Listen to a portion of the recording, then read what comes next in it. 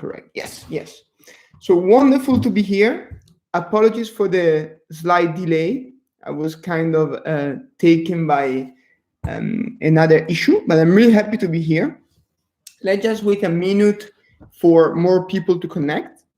Today, I really want to give you an update on our activities and tackle especially one subject that is truly important to me. This is the Hong Kong ongoing protest. So I'll be really happy to discuss with you a bit what we are doing as now on the topic, the latest development on the situation, and tackle any question you might have on Hong Kong or all other campaigns that we're running, because of course we are multi-issue platform. So I see some people started to connect. So let's give them another minute to join since I was a bit late. Sorry for that. I'm calling from incredibly sunny Brussels, Belgium. So I'm in the midst of, let's say, we're in the midst of spring and summer is coming really soon. It's really sad that we are still all in lockdown. Hi, Laura. I see Laura connecting. I see Michele and a few other people jumping in. Clara coming in after her wonderful video of today. Omar and a few other people. So we are about to start. So once more, for those that are joining now, we are live on YouTube, Facebook, and Instagram. This is a brief live Q&A that we do every week. This week is my turn. Every team member of now take a turn on this.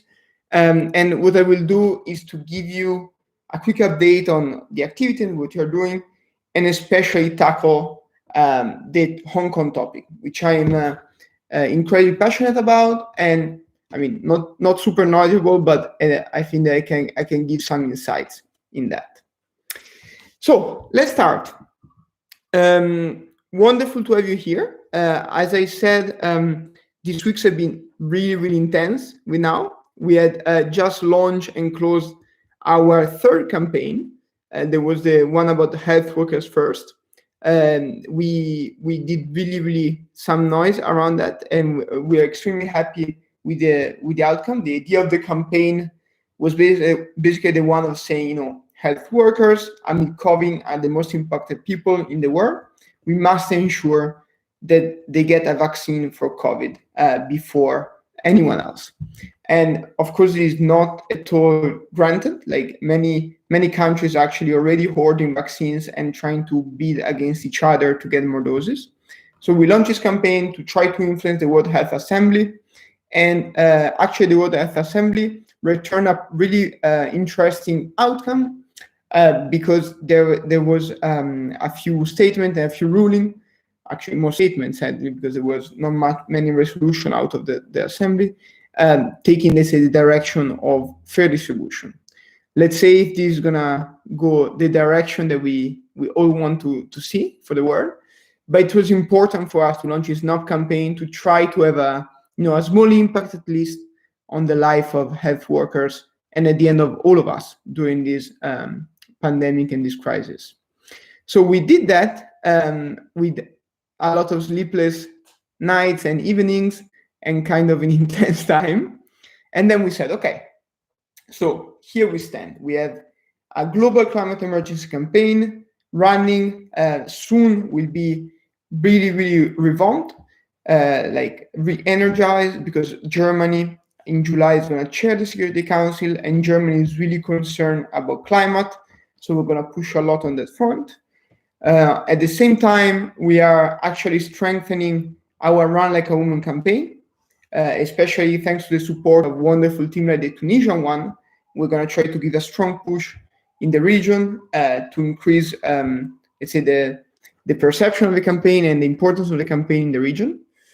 But we still have the energy to take up another battle. And we thought, okay, what are the battles that we're facing as a society? And I mean, only a blind person, blinded by interest or something else, would not notice that we have a really interesting and problematic development in Hong Kong. As you probably are all aware, Hong Kong had a long struggle against the between pro democracy protesters and the pro Beijing government in the last years. This dates back at least from 2011, 2012, 2013 with the umbrella movement, and in 2019 it started again because of the law aimed at basically extradition law aimed at extraditing people that would protest against the government. And we all know, so like last summer, the bravery of the pro democracy movement, and actually the success they obtained, because it's really important to highlight that it's not only defeats after defeats. Actually, the extradition bill was withdrawn by the government. So actually, the pro-democracy movement got a really successful outcome last summer. However, after that, and also because of COVID-19, the attention of the international community shifted, and slowly but steadily, pro-Beijing forces and Beijing itself started to clamp down again on protesters. There have been a lot of arrests in the last month, and a lot of also really important arrests. For example, the father of the basic law of Hong Kong, basically the father of the constitution of Hong Kong, was arrested as well, an old civic leader of the region. And so we arrived basically until last week, where with a deteriorating situation. So many more protesters being jailed, difficulties in showcasing discontent because of the restrictive measure of COVID, and a situation that didn't look really positive.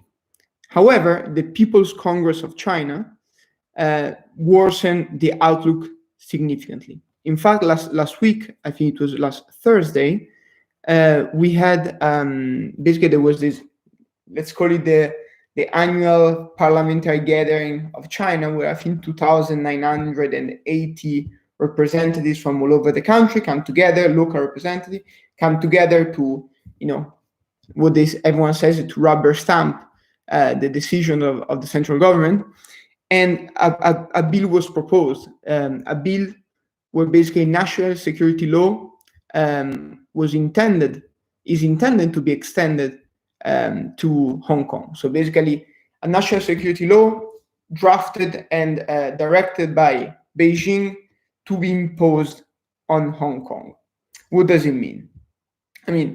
This basically means that the independence of Hong Kong, or let's say the former independence under the one country, two systems agreement that was signed in 1997, is completely put in jeopardy.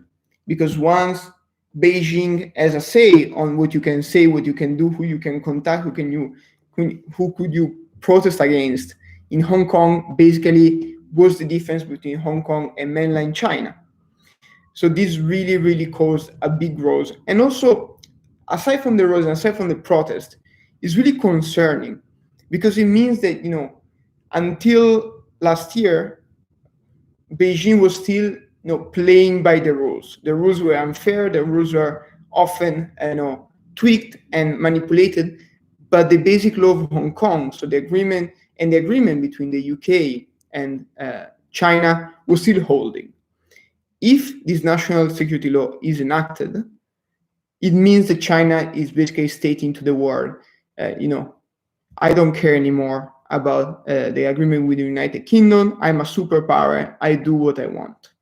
And that's extremely concerning, because it means that, not only for Hong Kong and the Hong Kong pro-democracy aspirations that they are really, really put in jeopardy, but for the future as a whole of the world, it means that we enter a new phase where actually a totalitarian government is ready to defy international ruling, international agreement, to achieve its aim.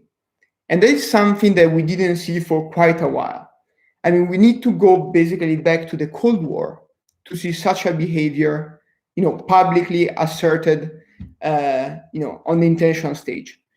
Back then was between Russia and the United States, with the countries orbiting around them, I'd be like playing the game and trying to set the rules, at least for the half of the field.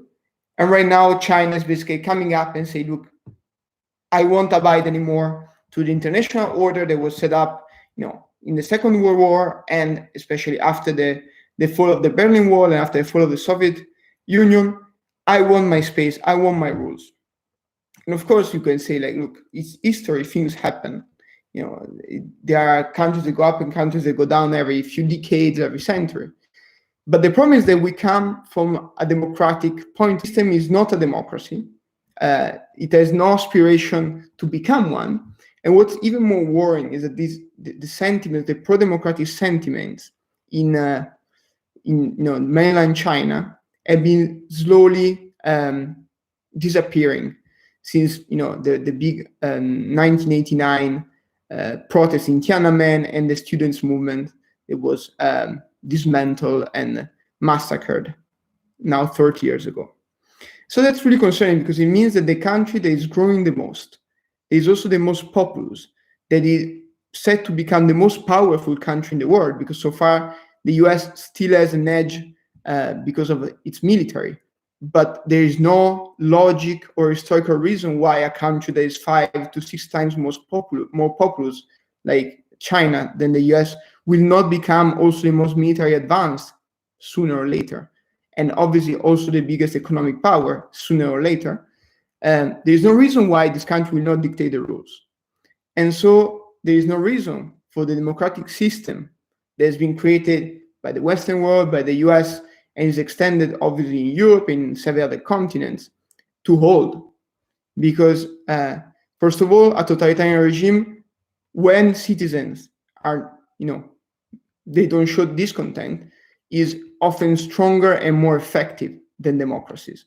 I mean, there are no election, there's no change of administration. There are like, yearly long 10, 20 years plans that are normally respected unless the system collapses, unless the economic model is flawed, like the one of the Soviet Union. But it doesn't seem to be the case of the one of China, at least looking at the numbers. So we are basically entering a new phase of history where we have still 2 superpowers, but one there is an upper end in basically every field in the world. And on the other side, we have our democracies that we are used to a certain standard in terms of freedom, rights, and so on. Actually, we fight for more, but we are basically entering a phase where even the right to vote that we give, it's now 100 years in many countries and longer, and depending of your gender, anyway, several decades that is given for granted in many parts of the world, might soon disappear. So we need to be really realistic. We need to understand what we are facing here. It's not only, a pro-democracy protest in a small town, relatively small town in Asia. It's not only, a cool story of David against Goliath that we want to cheer for.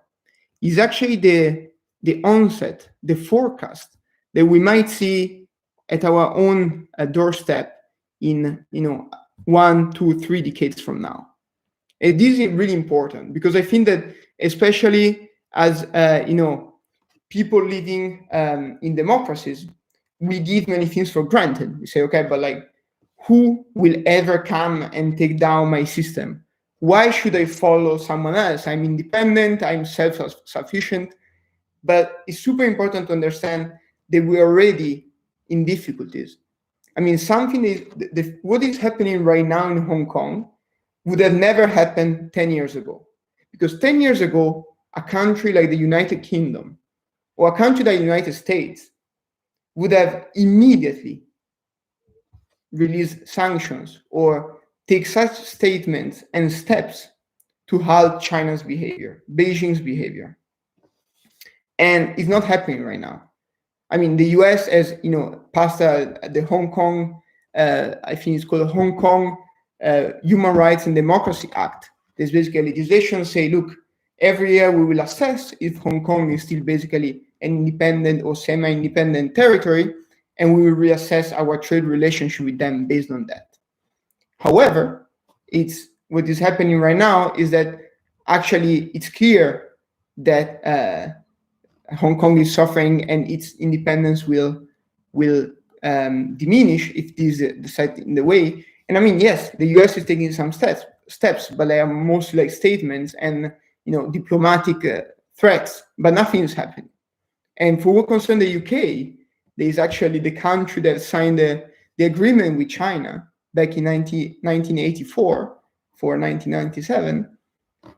Did you hear anything from them? Maybe a tweet, maybe some MPs have said something, but I didn't hear Boris Johnson say, look, if you continue like this, we will intervene, we will sanction China and so on. This didn't happen.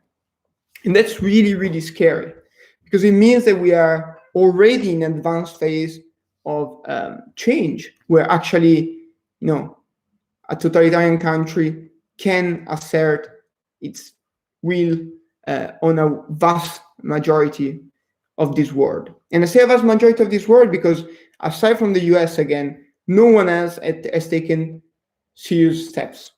I mean, as you probably know, these Chinese economic interests have already subjugated a big part of the African continent. Of course, there have been a huge investment and huge assets from the Chinese people, from the Chinese government, but as a result, there are many African countries that already depend heavily on China. There are a lot of Asian countries that are really worried about China's predominance, and now there are also European countries.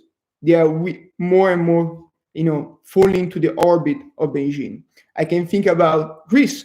I think it is the Piraeus port, the port of the city of Athens, that is now owned or leased to the Chinese. I think about my own country. I think about Italy.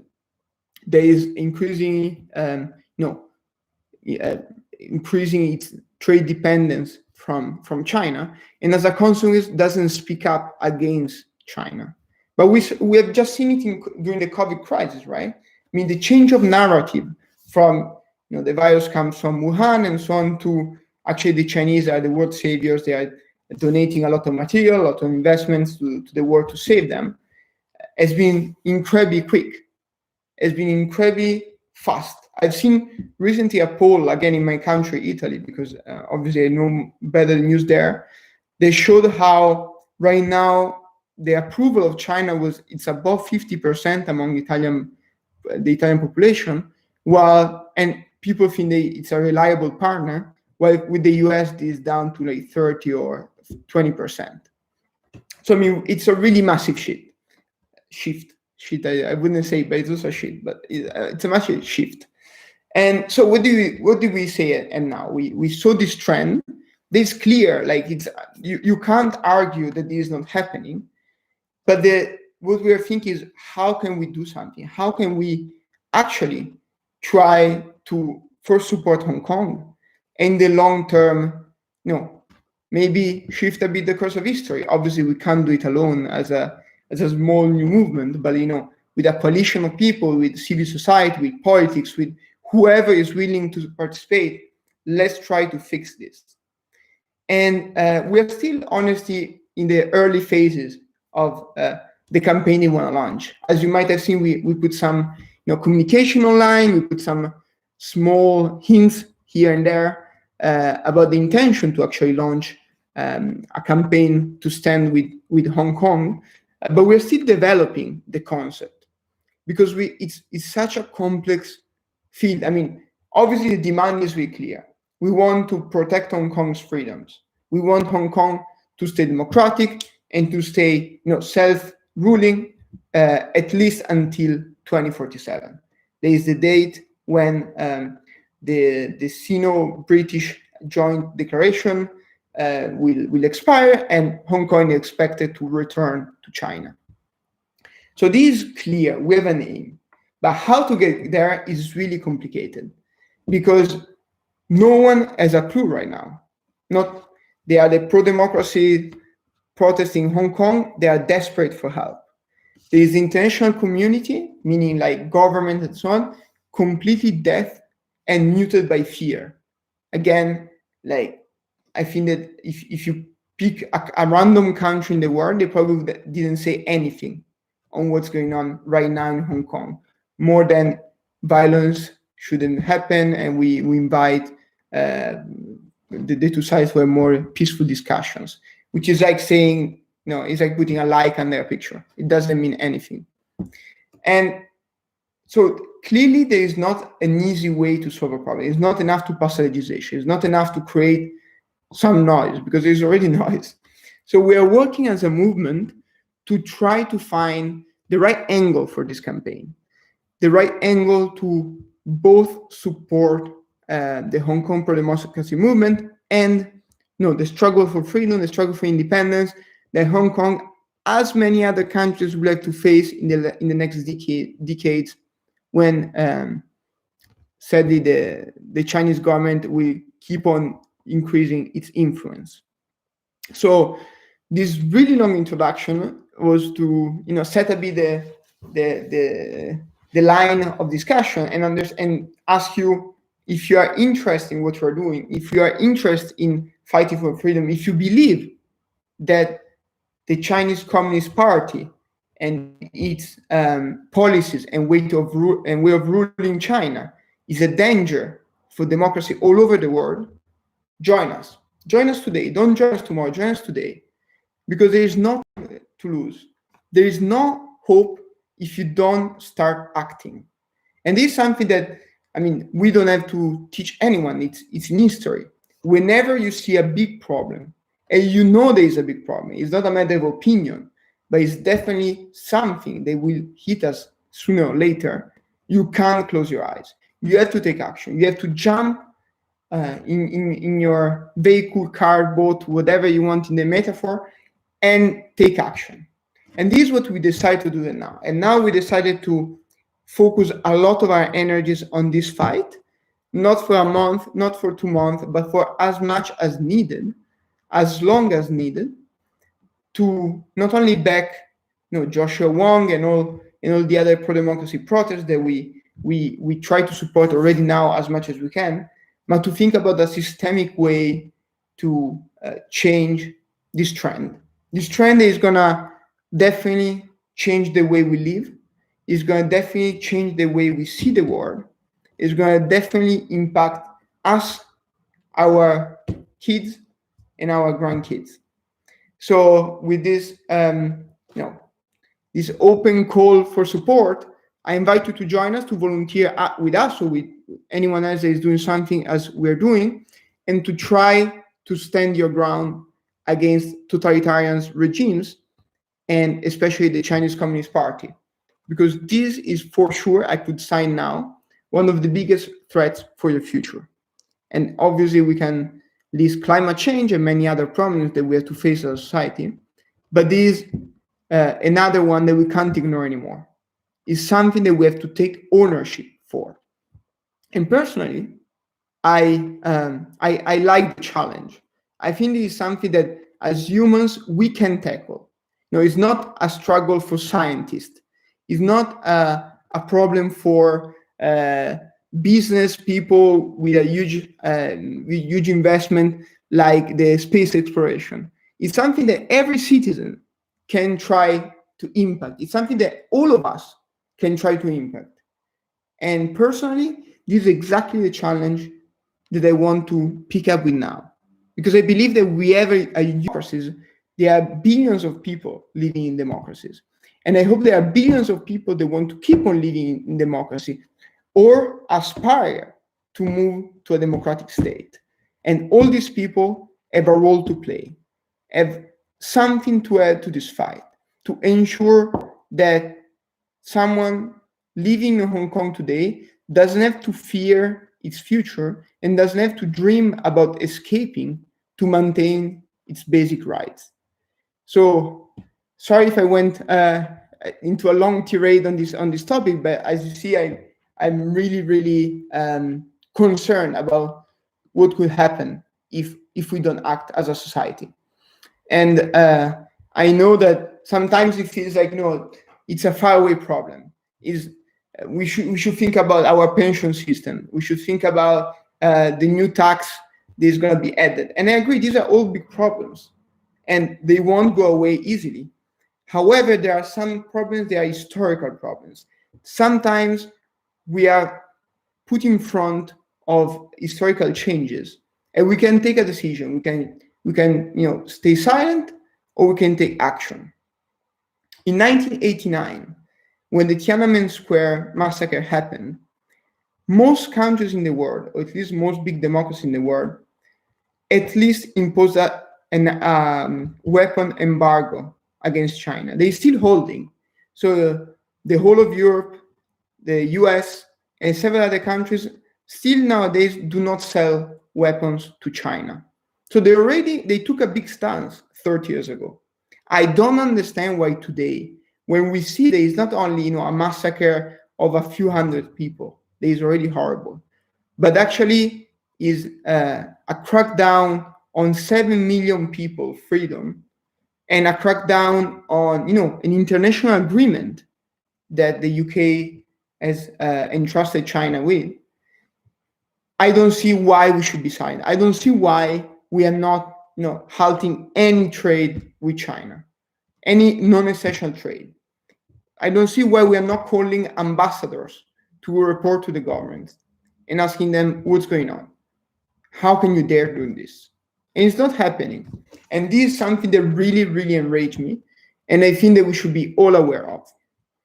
So I spoke, I think, for 20 minutes without taking a break. So I would like to answer questions and comments, because I disregarded the chat for a while. So I see that Laura is saying that today countries need to take even a bigger stance. I agree, because the crime that we are witnessing is even bigger. So like from any logical standpoint, you can't not take action, or you can't take small diplomatic action when 7 million people future is in danger. I see there was some discussion on how this being actually a global problem, and I think that I covered that quite a while. For quite a while, I completely agree. Like, you can't believe that this is a local or even regional problem. This is a global problem, because exactly as this is happening in Hong Kong, I could bet that in the next 2 decades, this same dynamic might happen on another continent than Asia. It might happen in Europe. It might happen anywhere where economic interest will tie a whole population to a superpower like China, and China will start to dictate policies and the way of living. And already the fact that a country like Italy, 60 million people in the G8, and a NATO big country, let's say in a really simple way, a founding member of the European Union, still doesn't take a strong stance against what's going on, it means that our freedom as an Italian, my freedom is already curtailed. And so it's fundamental to understand the size of the problem. I keep on scrolling to see if there are other comments. It seems to me that on Instagram I cover most of them. I see Omar saying the propaganda of totalitarianism is having a good response in democratic countries. That's something really relevant considering the big disaffection of people in politics. I fully agree, Omar. I think this a big. The reason why things happen is also because we are not the same society we were 15 years ago. Again, we are the leader. What my mother and my parents would call the leader of the free world.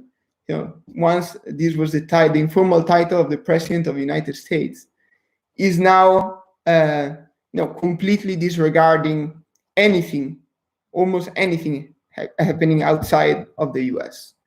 And so the liberal democracy do not have a leader anymore. And we have the European Union. It looks like a bunch of kids. In front of a pandemic, they could not agree on travel rules. How can they agree on standing against a country that's 3 times their population combined. It's wishful thinking. It's not going to happen. So this is a big problem, and I agree with you that people seems to be, at least some people seems to be attracted by this authoritarian model because it gives more clarity, more security, more, more stability. But we can't fall into that. We should really be careful. I want to see on Facebook. I see many interaction, but I didn't manage to check. So I'm gonna check the comments on Facebook. This is quite annoying because it's not charging them, but I'm gonna try. Nothing. I don't see, I'm sorry, but I don't see any comments on Facebook for some reason. So if you see anything cool on Facebook, please report it. I'm asking my team report it to Instagram so I can check them here. I think I've been live more than 30 minutes already. It's always a pleasure when I get into my rant. I could continue for 2 hours, but I don't want to take too much time from you. So basically, this long live was to say that we are starting a campaign to stand with Hong Kong. The precise topic of the campaign is still under debate. We're going to have discussions within our movement to decide the direction of the campaign. So if you believe that you can add something to the conversation, or if you simply believe there is a topic worth fighting for, come with us. Join us. It's really simple. You don't have to commit to anything. You might just be like really interested in the topic, and you'll find a wonderful bunch of campaigners, activists, and passionate people. They just want to do good. And if there is something to do good right now upon, is definitely the situation is in Hong Kong. I'll pick a question from Mathieu because I really like his question. How come Europe does not take any stance on this topic, such as the same case of the Hungarian case, when it cuts itself the heart of democracy? What can be done in Europe and worldwide, international, and so on? I mean, the truth is that for me, the European Union is failing consistently every time there is a big test. We saw it during COVID, we saw it during the financial crisis, we saw it with Hungary, and now we are seeing it with Hong Kong. The problem is that the rest of the world is not doing that much better. The UN is completely stuck by the fact that obviously China sits in the UN Security Council. So like the most important body of the UN is under partially the control of China, and China can veto anything in the UN Security Council forever. So that's for the concept of the UN, the P5, China, France, UK, Russia, and the US, so the winners of the Second World War, can veto any motion in the Security Council that is the most important body in the UN. So clearly, international organizations are completely stuck. What I believe that could be done is that there are two things that could be done really effectively. One is to create a democratic front, a citizen movement, a citizen ask to defend our rights. And I think this can be done, and this is something that now obviously will work to create. So bringing all people that believe in the cause and say, okay, let's start asking for our countries to stand their ground. And then let's start asking that our countries stop trading with some entities behaving that way. So on one side, there is a possibility to build a movement, a mass movement of citizens fighting for what is right. And I think we're already doing that. On the other side, and this, let's say, more far-fetching, but it's completely feasible, in September 2021, there will be the only legislative elections of China at local level. So every 5 years, China hosts local legislative elections that are actually democratic, more or less, where anyone can run. And basically from there, it builds its kind of indirect democracy. So there's a first layer is elected by citizens, then there's another layer elected by the layer, and so on until you get to the executive level of the government. And basically these local elections, they happen every 5 years, and every citizen, I think if endorsed by 3 citizens, can run. Obviously, this is on paper. Then in practice, people that stand as independent, so against the only party allowed is the Communist Party, or I think it's 8 sister parties, are basically harassed by police, harassed by other citizens. They don't have really a chance to campaign openly, and so on. But this could change, This is something that as an international community, we could try to affect. We could try to give a space and a voice to these heroes. And I think in 2016, there were 900 people like this. They ran as independent in Chinese local elections. And I think this would be a wonderful way to both pressure China internationally with the movement and, try to make some change internally. For those that really, want to obviously also put their lives at risk, because this is the matter. It's not a joke. It's not a game. But there are people ready for that, and they did it already 5 years ago and 10 years ago, and I'm sure they're going to do it again. And so us, and for now we are not risking anything, so it would be just, support. We could be helping them to stand their ground, and even if there is almost no hope of any positive result, still making them feel they are not alone. They are not alone because the whole world might be behind them. So I think these are the two ways that I think Europe, Africa, South America, North America, the rest of Asia could actually try to stand for freedom, for democracy, and for the rights that our grandparents won for us, and we should actually defend. So Matthew, I hope that I answer your questions, and I hope that I answer all questions more or less. I'm really happy about this live. Feel free to send us any comment, any request under the live. I'm sorry if I couldn't read the questions on Facebook. And please join us. Join us because it's a defining moment, and we really want to make a change. So thank you so much for joining me, and have a wonderful morning, evening, night, depending where you are. It's been a big pleasure. Thank you.